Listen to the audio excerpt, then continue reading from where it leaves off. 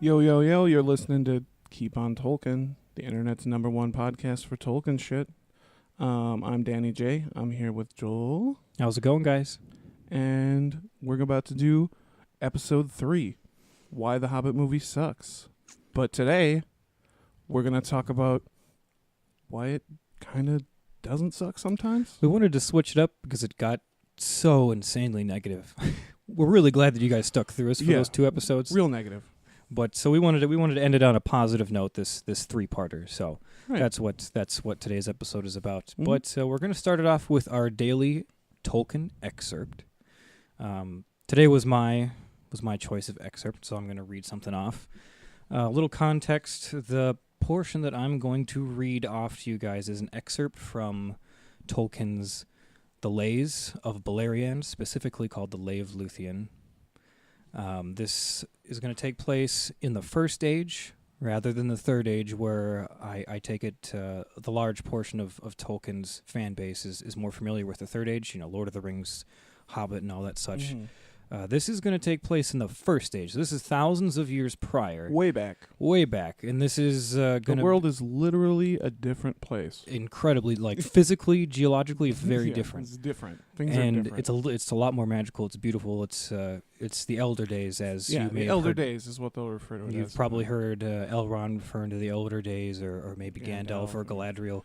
They were all there at that time, but it's the most nonetheless. epic days. So this quote that I'm going to read from the Lays are like a lot of poems that Tolkien did, and they're absolutely gorgeous. I'm going to read an excerpt regarding King Fingolfin. He was an elven king back in the First Age of the group of Noldor, and he was going.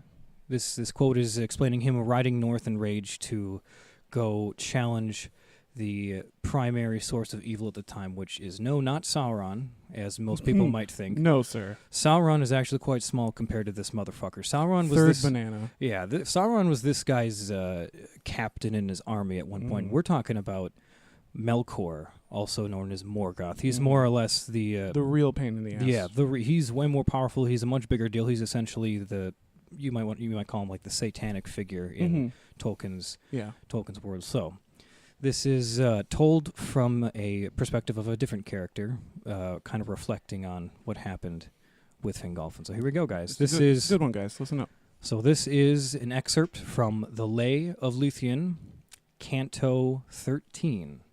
In that vast shadow once of yore, Fingolfin stood, his shield he bore, with filed of heaven's blue and star, of crystal shining pale afar. In overmastering wrath and hate, desperate he smote upon the gate, the elvish king, there standing lone, while endless fortress of stone engulfed the thin, clear, ringing keen of silver horn on baldric green. His hopeless challenge, dauntless cried, Fingolfin there, come, open wide, dark king, your ghastly brazen doors, come forth whom earth and heaven abhors.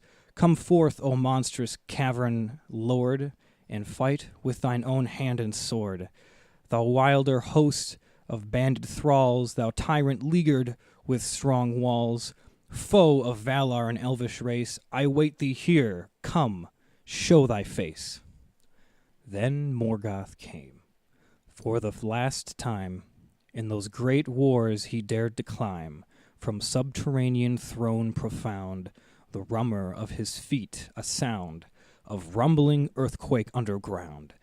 Black-armored, towering, iron-crowned, he issued forth his mighty shield, a vast, unblazoned sable field, with shadow like thundercloud. And o'er the gleaming king he bowed, as huge aloft like mace he hurled, that hammer of the underworld, Grond. Amen. That's the end of the quote. Amen. All right. But that's the excerpt for today. I hope you guys enjoyed it. You can find that in the Silmarillion, the non-poem version. You can find that on page 153, paragraph 2.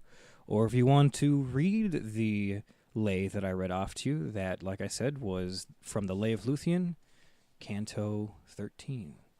But on to the episode for today. Part 3. Part 3. What we actually liked about the Hobbit movies, because we did like some things. This episode was almost therapeutic for me because it forced me to sit down and address things I liked about the movie, as in denial as I am about. There's a duality of the problem. Yeah, because there are things that were good. So the first thing that I really wanted to talk about, being a big film guy, is the technology that the Hobbit trilogy showcased, which was.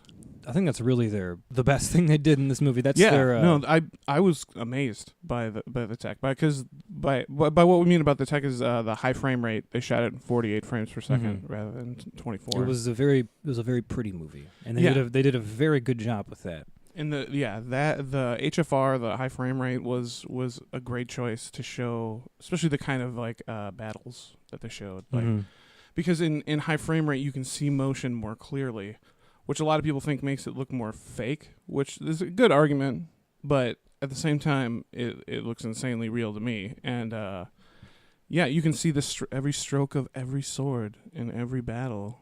Just the high frame rate. The combination of the new recording in 3D that they did, the new version of 3D where it wasn't just, filmed for 3D. Yeah, filmed for 3D. So rather than having like post-production, splitting it into a couple two-dimensional planes that are further away from each other that look really shitty, this was a very well done 3D, and then adding the high frame rate in there just made the 3D that much better. Mm-hmm. Which made it more rounded. And what we'll talk about later a little bit too is actually no, we're talking about that right now. Actually, the layers of 3D.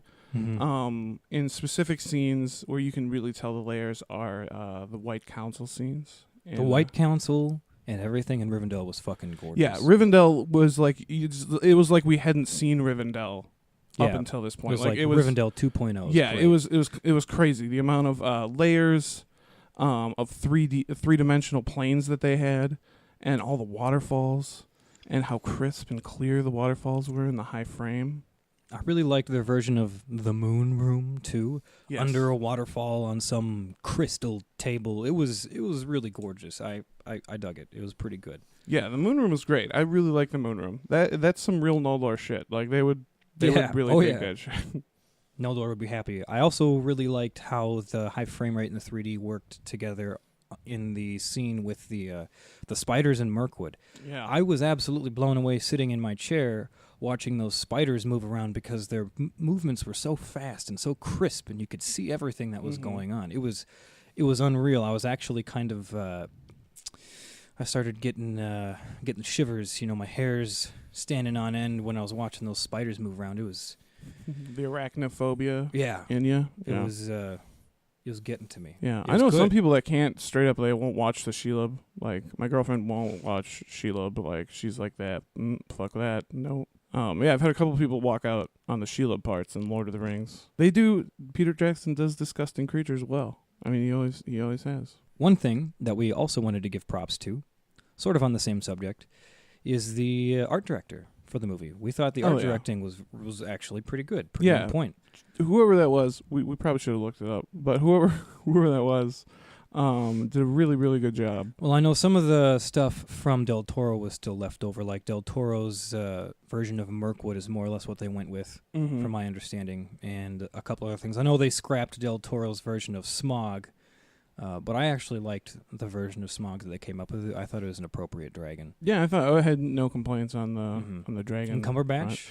Cumberbatch, yeah, he did the voices really well. He does the voice of he did the voices and he did the mocap. He pulled an Andy Serkis, and he straight up did all the mocap. He did all of the slithery body movements and things. It was impressive. Good job. Yeah, Benedict Cumberbatch, great.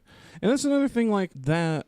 A lot of the performances in the movie are good. Like, and the casting is. The casting has its issues, but some of them are perfect. Like Martin Freeman, that was a perfect cast. He was amazing. Fantastic as Bilbo. I really liked it. Yeah, and then obviously the people that carry over from the first films, Christopher Lee, Ian McKellen, Hugo Weaving. We'll talk about Hugo Weaving. There's some debate about Hugo Weaving. But Hugo Weaving is who plays Elrond, and Kate Blanchett, obviously she's back. doing another fantastic version of Galadriel. She seems like she just doesn't age ever. No, I think that's why they cast her. Probably. Mm-hmm. She's in the new Thor movie too. I didn't realize it, but she's she's in Thor. yeah, Really? she's in Ragnarok. She's the main villain. I didn't even recognize her, but Oh, is she really? yeah. I didn't recognize Once her again, looks like she has not aged a day. And No. I mean, shit. The original trilogy came out. The first one came out It's like 16 years ago. 16 years ago. Yeah, Yeah, it was a while 16 years ago. ago. It was a long time ago. But moving forward, we wanted to touch on a couple other things that we liked about The Hobbit. Yeah, and so we're gonna go ahead and talk about some individual scenes that we thought were really good, and one of the main reasons why these scenes are good, and we'll just preface this before we mention the scenes, just so you know, is that they're the closest from Tolkien. Like, and that's why they stand out as amazing scenes. I don't think that's not necessarily why we chose them to be the scenes that we liked. No. But we think that has a lot to do with why they were outstanding. They turned out to be good scenes because the story as it was. The source material. Yeah, the source material source. as it was beautiful on its own. It was such a simple, beautiful story. But So, yeah, one of those, let's start out from the top, Joel. So one of the first things I wanted to mention, one of the first scenes, right off the bat, the unexpected party, I thought was really well done. I liked the way that they introduced all the dwarves. They did a good job, having them all come in 2 by 2 and falling in the doors, and we got to get to know them all, which was good. They introduced them. And the way they shot Bag End, too, they kind of like... They did a really good job. Out that, yeah, they did a really good job filling, shooting within Bag End. And again, that goes back to that 3D high frame rate, which made you feel like you were there in Bag End. Other than that, there was also the meeting between Gandalf and Bilbo when they first met on Bilbo's front steps. That dialogue is... Oh, it was perfect. Yeah, it's perfect. It was fantastic. Yeah. But again, that dialogue is almost directly from the book. So it's like... Almost word for word. Almost word for word. So, like, these are the scenes, like... There might be some bias in us thinking these are the best scenes, but I feel like I would have liked these scenes better even if I hadn't read the book. You know what I mean? Right, like, yeah. They were just really good scenes, well put together. They moved well, and they were enjoyable. All right, so yeah, the unexpected party. That was one of the things that we did like. So one of the other scenes that we liked isn't actually in the theatrical version of the movie. It was in the extended. So yeah, so we're giving them the benefit of the doubt here by including scenes that are in the extended, because really that's...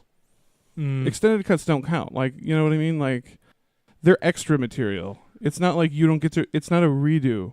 You know what I mean? Like Zack Snyder with his director's cuts of DC movies. It's not a redo. It's extra stuff. But yeah, anyway, the scene where the dwarves are introduced to Beorn. It was really well done. Again, very similar to the introduction in the unexpected party where they introduce him like 2 by 2. Yeah, 2 by 2s in groups. But it was really well done. It made me happy because also it was very faithful to the original story. Mm-hmm. So another scene that we both really wanted to touch on because we both really liked was obviously Riddles in the Dark. Oh, fuck yeah. I mean, you've got Andy Serkis doing a smash-up job once again. Martin Freeman doing fantastic. The whole scene was put together really well. It was shot really well. It was fucking everything about it. Everything about it. The way amazing. that they introduced you to where you were in Gollum's cave and kind of what his cave was all about. What Bilbo's trying to do, get his way out of there, and then coming across Gollum, and then just the riddles. Yeah, and the riddles, and also another thing with the tech is like Gollum looked better than Gollum has ever fucking looked. Like Gollum's also always looked really cool because that technology was always on the cutting edge of that sort of thing. They got Academy Awards in 2002, 2003, 2004 for 2004. So the movie, Return of the King came out in 2003. So the one in 2004 was the one that they swept. They won like everything they were nominated for. Yeah, I know they got a lot of praise for Gollum because he was really good back then. Now, even better. And the scene from the Riddles in the Dark scene, it wasn't lifted directly from the book. The dialogue and things were not verbatim, but they did a really good job adapting it into a movie setting. They did really good with some of the things Gollum would kind of go off and say about his teeth. And I really enjoyed it. Yeah, and it was it wasn't like taking liberties with the characters, like, which is where you see the movie go wrong with a lot of things. Like, Right. if they had Gollum start talking about some shit that like Gollum would never talk about, or that's a liberty you shouldn't have taken. But they did a really good job keeping it within, the within bounds reason, of yeah. the bounds of reason. Within reason. That's all we wanted, and they couldn't do it. If they did more of that, it would have the whole thing. Anyway, positives. Keeping positive. Yeah, we're staying positive. So another one of the points that we wanted to touch on, another thing that I personally really liked about the Hobbit trilogy was the score. I mean, they had Howard Shore come back from the original trilogy to make this score again, and obviously, they had some of the themes carry over, but then they created their own new themes. Right. For this one, they had their own Hobbit theme that was pretty good, and aside from that, they also decided that they wanted to try to bring in some of the stuff from the book, some of the songs that they would sing, because in the Hobbit book there were songs. It was a kid's lot book. of songs, yeah. The dwarves had some songs which they included in this, which was great. When I was a kid, as typing exercises, I used to go into Tolkien, and like I had a whole book of where I had retyped all of the poems and songs that ever appeared in The Hobbit and The Lord of the Rings. And I had them all saved on my computer. It was great. It was a great way to type. What a dork. What a dork, right? What a dork. What a man. dork. But yeah, so I've always been obsessed with the songs. Me and my friend Sam actually, on a talent night around the campfire, at one point we sang Over the Misty Mountains Cold. We sang our own rendition of that. That was pretty cool. But yeah, the songs, and they tried to keep as many songs as they could, right? Yeah, they did good. They did a good job. I appreciated that they tried to keep that in there because, The Hobbit was more of a kid's book, and the movie, they tried to keep it kind of on track with that as well. Mm-hmm. And I thought they did a pretty good job trying to keep in the songs.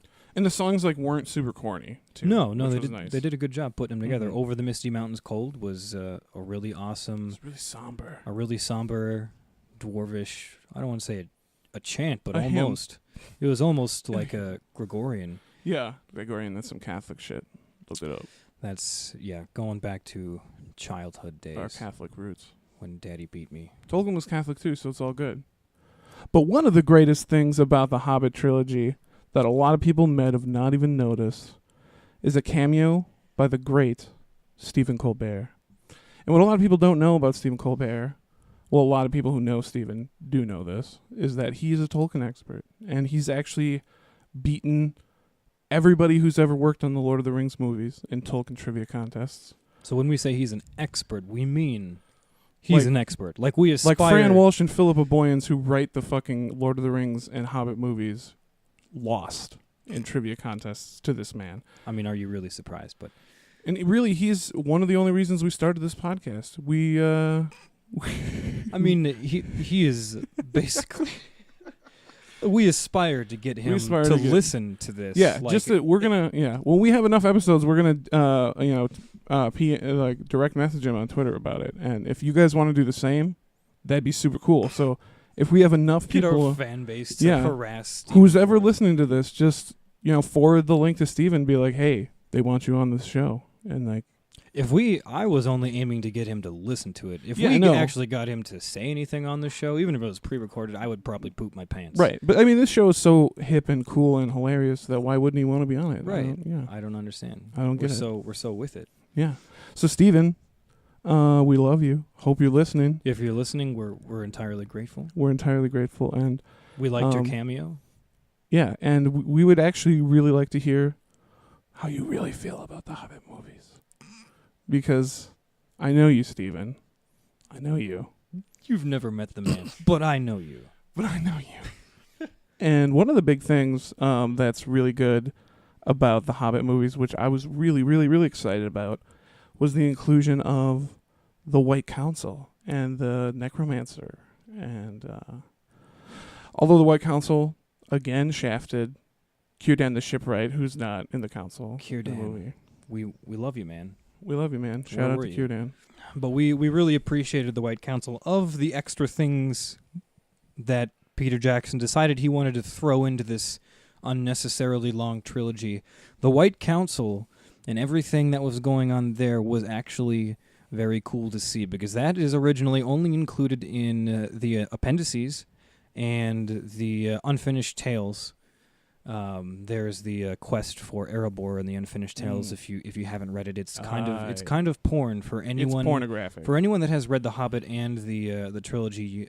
If you don't plan on going back and rereading the entirety of the Unfinished Tales, there is a lot in there. At least try to read through the quest for Erebor. It is the story of the Hobbit, but kind of shortened and told from Gandalf's perspective. Why Gandalf was even involved and why he was doing these things on the greater scale. And it's really cool, and that's kind of where the White Council is. It's thrown in there. The stuff with Dol Guldur was also pretty cool. I didn't realize, but actually, the scene where he's in Dol Guldur and he runs into Thrain, that actually happens. He does go to Dol Guldur, and he does run into Thrain there. He doesn't know it's him. No, he doesn't know. He doesn't know at the time. He doesn't know. He thinks he's just later. a crazy dwarf. He starts talking about the last of the 7 dwarven rings. He's mumbling about it. Which Gandalf didn't get to recover. Apparently, Sauron got it. Sauron got it. So that's unfortunate. But that's where Gandalf got the key and the map to the back door of the Lonely Mountain. Also known as Erebor. By the way, I don't know if we mentioned that. The dwarven word for the Lonely Mountain is Erebor. So we said quest for Erebor earlier. If that was confusing to you, that means the quest for the Lonely Mountain. Quest for the Lonely Mountain. I'm pretty sure they refer to the Lonely Mountain as the Kingdom of Erebor multiple times. Did they do that in the movie? Oh, they do that in the movie, don't they? Yeah, they do. Yeah. They do. So if you've seen the movie, you know what we're talking about. Yeah, Erebor. But the whole White Council was not only gorgeous to see, but really, really great to watch. Minus Círdan. I mean, minus the fact that Círdan was missing. It was good. No, it was really good. I enjoyed it. I liked seeing, and what they kind of successfully did. They should have done it in this way more than they did in other ways by linking the original trilogy to the newer, Hobbit trilogy. What they should have done is done it a lot through more White Council shit. Yeah, and rather than like adding Nandor magic and all this other nonsense. Yeah, because that's really the White Council is really what ties the Hobbit story into the overall series of events that happens in the Third Age. With the Lord of the Rings trilogy and Sauron and the Ringwraiths. Because if you just read the Hobbit, it's just kind of its own lovely little tale.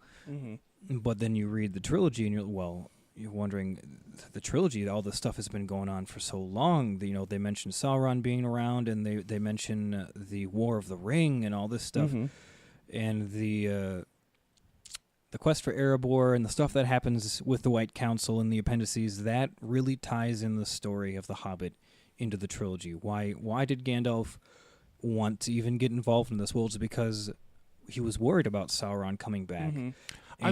He was particularly worried about Smaug the dragon. If Sauron came back, dragons are naturally evil creatures. They were creatures of Melkor. Sauron was with Melkor, so naturally Sauron would try if they could broker an alliance. If they brokered an alliance, Gandalf saw that would more or less be the end. So Gandalf had the problem where he was facing two problems at once. He knew he had to deal with the severe threat of Smaug. If Sauron were to team up with Smaug, that would be the end of their hopes to try and defeat him before he completely took over Middle-earth. But even sooner than that, he knew that it was crucial that they stop Sauron from doing any preemptive attacks on specifically Rivendell and Lothlorien. So he did a lot of multitasking here. He found out that the line of Durin was just itching to go and get Erebor back, so he thought that was a great way to have them go off and try to deal with the dragon as best they can, and he tried to help them as much as they could. And they were trying to roll in there right away, guns blazing, like they were trying to take the mountain by force. And Gandalf ultimately knew that was not a good idea. So he kind of masterminded this plan that you would take their friend, he was his friend Bilbo, the little hobbit, and they would do kind of like a stealth mission. They would go in the back door, scope things out, see if they can get rid of this fucking dragon, So while Gandalf is piecing together this idea and trying to get Thorin on board with this random-ass hobbit that he didn't want to take, He was also at the same time trying to go and meet up with the White Council and urge them to attack move on Dol Guldur before Sauron was able to do anything preemptively. Mm-hmm. And ultimately, if it hadn't have been for those two things, they would have probably been fucked, because they were successful in driving him out of Dol Guldur, although they did mention that Sauron was kind of one step ahead of him anyway, and he just booked it. He was ready to leave. He was ready to leave Dol Yeah. Guldur at that point. He just booked it back to Mordor anyway, and he declared himself, what was it, 100 years later? Not even? No, 10 years later he declared himself. Yeah. And then, Thorin and company ended up succeeding in getting rid of the dragon. So that ended up going pretty well. Mm-hmm. Yeah, it going a lot better than it could have. Going a lot, and even so, that was barely enough in the end, as you all well know. And I love one of the things about that's really cool about Quest for Erebor is it talks about like basically how much Gandalf has on his plate at one point at any point in time, and he says something to Thorin like if your interests didn't coincide with the interests of like the greater good and what I'm currently working on, like defeating Sauron, I wouldn't be helping you. Like he's like, yeah, you're part of a bigger scheme. He's trying to convince Thorin to bring along Bilbo, I think, and then Thorin gets frustrated, and I think he ultimately accuses Gandalf of having ulterior motives, and Gandalf just comes out and says, "Hell yeah, I got well, ulterior yeah, I do. motives." If I didn't, I definitely would not be here helping you trying to get some treasure. He's like, the fact that I have ulterior motives, you should see that as a good thing, because that means not only are you getting what you want done, but you're also working for the greater good of Middle-earth. Which is why I'm here, bitch, is basically what he's saying. Yeah, he just puts Thorin in his place. Yeah. But ultimately, how he convinced Thorin to bring Bilbo, and I didn't know this until a little earlier today when I was reading up on it, because Thorin was obviously very stubborn, didn't want to bring Bilbo along, and after the unexpected party, and everyone turned in for the night, Gandalf and Thorin were arguing late into the night, and in the end, Gandalf got totally frustrated and almost gave up on him, and he basically said, like, if you respect me, you'll take my friend with you, regardless of what you think of him. And if you take my friend with you, you'll earn my friendship forever. And he straight up says, and you'll probably succeed. If you don't, you will fail.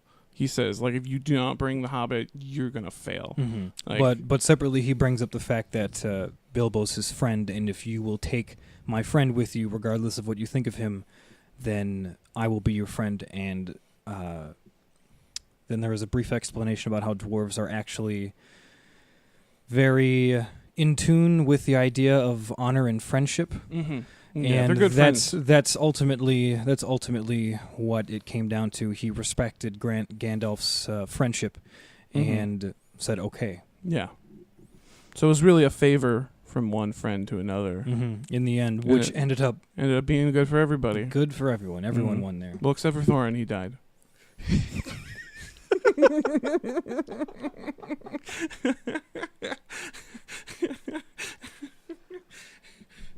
Ending on a positive note.